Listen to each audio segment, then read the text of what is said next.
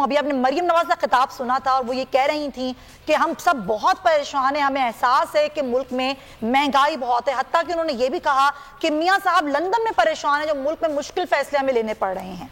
आज मैं आपको बताऊंगी जब पेट्रोल महंगा होता है तो उसका असर एक आम आदमी पे किस तरह से पड़ता है, क्योंकि वो सब कुछ महंगा होता है और एक ऐसे वक्त में नाजरीन जब महंगाई में मुसलसल इजाफा हो रहा हो और तनख्वाह आपकी वहीं की वहीं हो, ऐसे में तेल और पेट्रोल की बढ़ती हुई कीमतें एक आम सारिफ की जेब पर बहुत महंगी पड़ती हैं।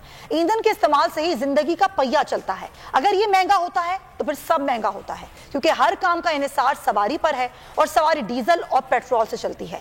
तेल की कीमतों में इजाफा महंगाई की शरह में बिलवास्ता से इजाफे का सबब बनता है।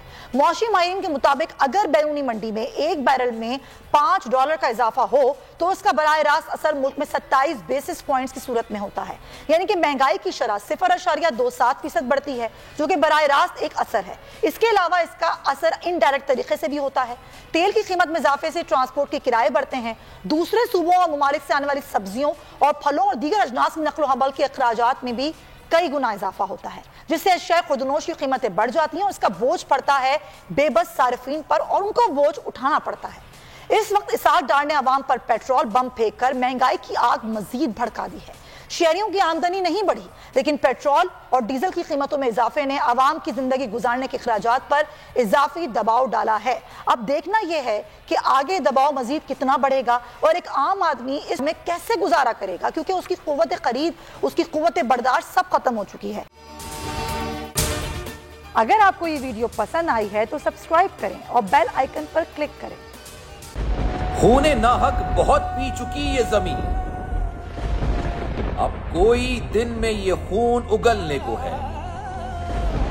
खत्म हो जाएगी ये तमाशागरी, वक्त पलटेगा रोजे जजा की तरह।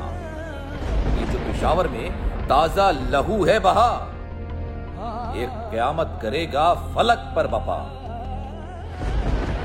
गम की सलमनाक घड़ी में बोल सानह पेशावर में शहीद होने वालों के लवाहिकीन के साथ। सब्सक्राइब करें और बेल दबाएं ताकि कोई खबर रह न जाए।